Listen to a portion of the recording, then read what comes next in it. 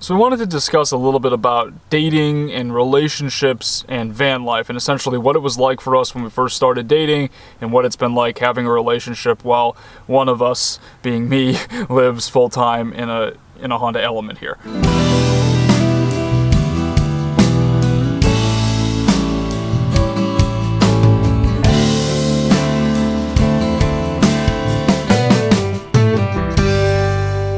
So one of the important things to mention then is that I don't live in a van. I lead a traditional lifestyle where I work a normal job and I live in an apartment. I actually didn't know anything about van life at all until I met Nate, and that's how I got introduced to the whole minimalism lifestyle.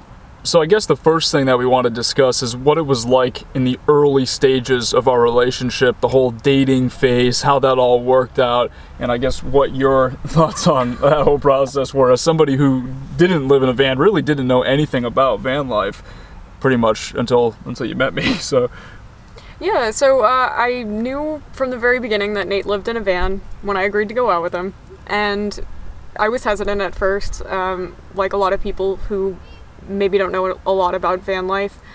I didn't know what to expect. I didn't know how he was going to be different from people who live a traditional lifestyle like I do. But when we actually met and started talking and really got to know each other, I realized that not only is he a normal person, he's a pretty cool normal person that I wanted to spend more time with.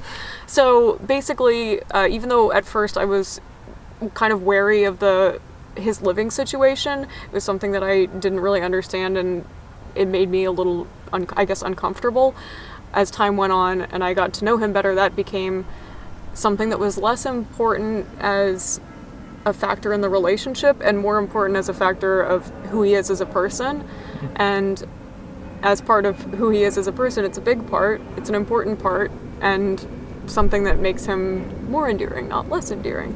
there's no denying that it can be difficult for folks who live this nomadic traveler type lifestyle, living out of vehicles, RVs, even tiny homes, whatever it may be, that for them it could be quite a bit more difficult to kind of date in that traditional scene. The reality is the majority of people out there, live traditional lifestyles. They live in houses, they have regular jobs, and that's just kind of how it is. So my experience with dating before I met Antine, I met other girls, I went out with other girls and stuff like that. I was always very upfront about the whole van life thing, telling them on the first date or sometimes even before the first date. And I don't know, I guess that those experiences, none of those girls really ever were willing to give it the time to learn about the van life. None of them knew about it. None of them, were like, oh yeah, van life, I've been wanting to do that. The majority of them were just like people who didn't really know anything about it. And then, I don't know, I guess over time that they would either choose to learn more about it by continuing to go out on dates with me or not, I guess. I don't know. Why do you think it's so difficult a lot of the time for folks who live in vehicles and RVs to, I guess, find people who are open to that? I think people have a hard time giving it a shot if they don't know anything about it. Yeah. And I was hesitant at first. I was hesitant because I didn't know anything about it. But as you get to know more about the lifestyle and the person that you're going on these dates with, it is a lot more understandable. And the more understandable it becomes, the kind of more endearing the lifestyle becomes. Yeah. I do think it's important that in those situations when I was going on dates with people, even with Antine, I always owned up to this lifestyle. I was very proud of it, the way that I kind of presented it, and I don't know, I just felt that, obviously, as you guys know, I'm very proud of this lifestyle. I'm very proud of being a minimalist. It's really part of who I am as a person. So in those situations, I feel like being confident with that lifestyle choice, not presenting it like, oh yeah, and I live in my van, and it's, like that kind of thing, it could also be beneficial, I guess, to the whole dating thing. Yeah, and I actually thought that was a really important part when we started dating. Yeah. You never shied away from your lifestyle. You never apologized for it. You didn't feel like it was the only thing that you could talk about also. Yeah. One of the, I think, things that people are maybe a little bit wary of is they think that if you're living some kind of extremist lifestyle, that's the only all thing you can talk about. Yeah, they think it's all you know or all you're interested in. No. And when you find mutual interests with someone, whether they live in a van or an apartment or a garbage can. You're going to get to know them better and you're going to like them a lot more. And I think that that's what happened as we went on. Yeah. And I mean, a big reason why I live this lifestyle is so that I can pursue all those other interests that you're talking about, all those other passions that I have and things like that. So, and I think that that's an important thing that people maybe don't realize if they don't take the time to sit down and get to know you. Yeah. And it took me a while to come around to it. It took me a few dates before I really understood what was going on. Yeah, and I had a lot of questions. I had plenty of questions. I remember on our first date, we walked out to the Element, I showed it to you, and you were asking questions like crazy. I mean, it's fine. I'm totally okay with that. I mean, that's part of it. That's part of getting to know someone else and part of introducing this lifestyle to other people, which I really enjoy. Which is why I have this YouTube channel. And that's another thing. It's kind of wonderful. Sometimes it's a difficult thing to get past, but sometimes it's a really great talking point.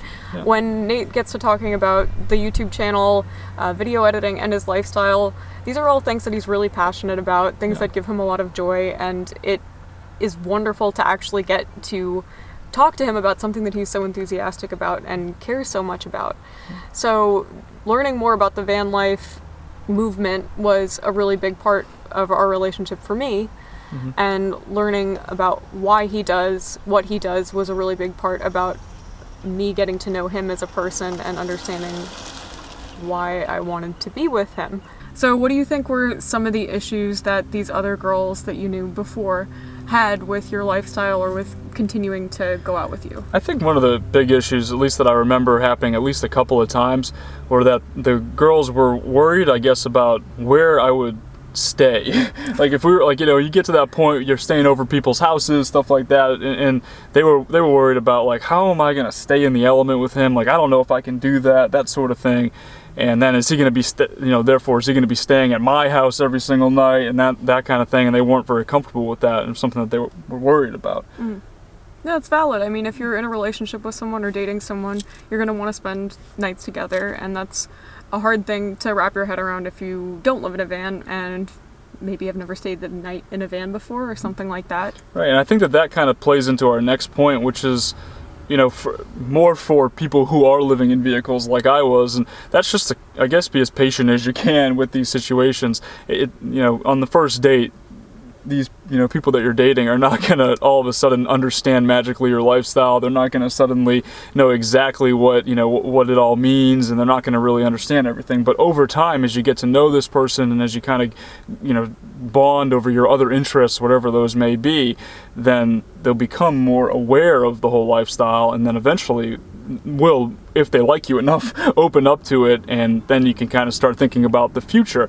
I mean, for us, I know that we've talked about the future a little bit here and there and over time, but that wasn't something that we were talking about on our first date. We weren't talking about that in the first even the first month of dating. We were just kind of getting to know each other and that sort of thing and seeing how things kind of played out. And then, as time progressed, we started talking more about the future and kind of coming up with plans, and we still don't have any definite plan on what's going to happen, but over time, you became more open to the idea of possibly, traveling for a couple of months out of a van or something like that, and that's kind of how it worked out. Yeah, and I pretty much went from, I don't even want to spend one night in a car to, we could travel, we could spend as much time in the Element or in a larger van.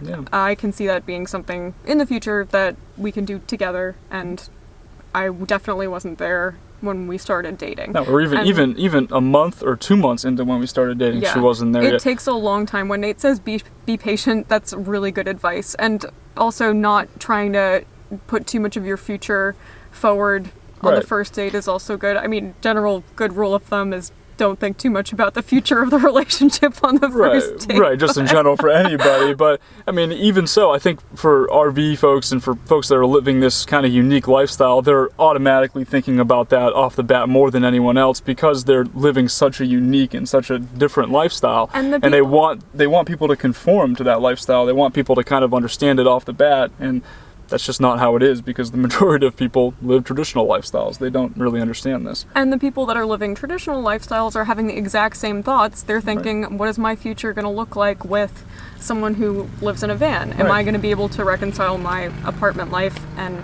my dog with the guy that lives in a Sprinter van and doesn't have a full-time job. Is that something that you're going to see yourself with in a year, 5 years, 10 years? Right. And I think that the more important question is, can you get through the first few months together? Are you compatible as people? Yeah. And then eventually, if you are, you're Yeah. going to start figuring out ways to make your two different lifestyles work, and you might have to find a compromise between the two, or you might, try to figure that out. Like, I don't think in the future we're going to be living in the Honda Element. I keep talking about how I'm going to get a bigger van. I keep talking about that, and a big reason for that is because I met Antine and because she's becoming more open to this sort of lifestyle. Yeah, and while I'm open to the lifestyle, I'm not going to live in the Honda Element. This is way too small for two people. So this is the kind. This last week has been pretty good, actually. It's been really comfortable. He's proved me wrong. This has been a very comfortable week in the Element. Yeah. I definitely think that I was super pleasantly surprised about how comfortable I've been it is surprised in too. here. I didn't think it was going to be this easy, but I think that the Element is probably too small for two people permanently. yeah, if you're in here for months and months and months, I think that we want to go with something bigger. So another good point then is compromise. If you're a van dweller and you're looking at getting into a relationship with someone with a traditional lifestyle, you need to be able to see their point of view as well. Yeah. Nate never tried to push this lifestyle on me, and I never tried to talk him into moving into an apartment. Yeah. So we kind of have come to an understanding that we're both really comfortable with and happy with. Yeah. I'm not going to move into an Element and he's not going to move into an apartment, but we're going to meet somewhere in the middle when that time comes later Right. down the road. Right. So we've talked a little bit about what it was like dating and the whole initial phase of the relationship and how that kind of ties into van life and, living this sort of different lifestyles. But now we want to talk a little bit more about what it's been like being in a relationship since we started dating and kind of some of the challenges that we faced and that sort of thing. So what do you think? I mean, I think for the most part our challenges are the same as most relationships. Right now the hardest part is the fact that we're in a long distance relationship while he's on the road. yeah.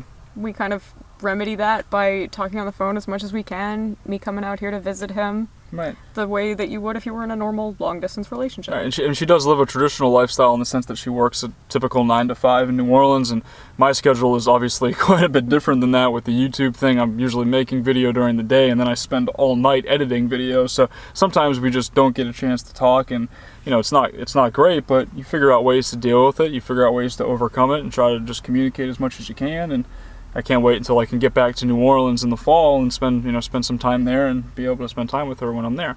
And I can't wait for it either. And then when we're in New Orleans, we have a pretty normal relationship as well. Right. I work, he makes videos, he does his own marketing and everything work, Yeah. and we see each other when we can. Right. But otherwise, our relationship's pretty normal. We try and go on dates and hang out, get to see each other as much as we can. Right. It's not really anything different. I mean, my house is smaller than hers. It can fit inside her house pretty easily, but it's other than that, there's really nothing else that's really I different. mean, it's all pretty much the same stuff. I'll go to his place, he'll come to my place. It's pretty normal. The challenges are there, but they're normal relationship challenges. There's nothing that's hugely different or hugely difficult for us because we lead these different lifestyles. Right. All of those challenges were, for the most part, taken care of in the beginning stages when we were getting to know each other and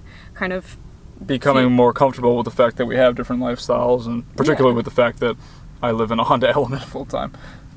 So to summarize some of the points that we've been discussing here, I think that the more important things at least for van dwellers or for folks that are living these types of unique or different lifestyles, going out there and dating with regular people, I guess you could say, the traditional type lifestyle, is just to really be confident and to own your lifestyle, but then also to do your best to relate to that person in as many ways as you can, at least in terms of, finding things to bond over, which more than likely is not going to be your van dwelling lifestyle, because the vast majority of people simply have no idea what that is, and if they do, it's generally just like a preconceived idea that it's like just a bum living in a van down by the river or something like that. So yeah, and it's important to have the conversation about it, be able to talk to the person that you're dating about that, but for it not to be the only thing that you talk about.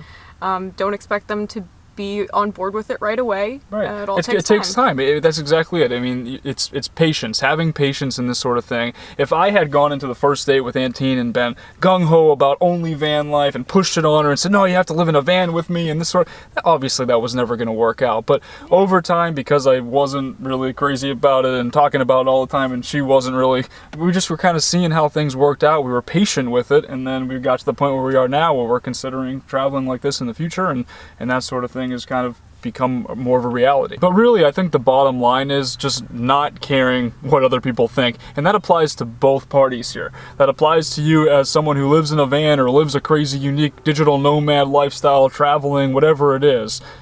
You have to be confident in your lifestyle. I know we've talked about that a lot, but it also applies to folks who are on the other end, who are living a traditional lifestyle, but might be hesitant to like tell their friends that they're dating someone who lives in a car or lives in a van full time by choice. You know, owning up to it and just not really caring what other people think, being patient, giving it a shot to at least figure out if you guys are compatible, to at least figure out if you can relate on other interests and other passions, and then kind of go from there. I hope that video was helpful for some of y'all wondering about how relationships and dating works with van life, and at least our take on how that's worked out so far for us. Thanks for watching. Please like and subscribe if you haven't already, and I'll talk to y'all in the next video.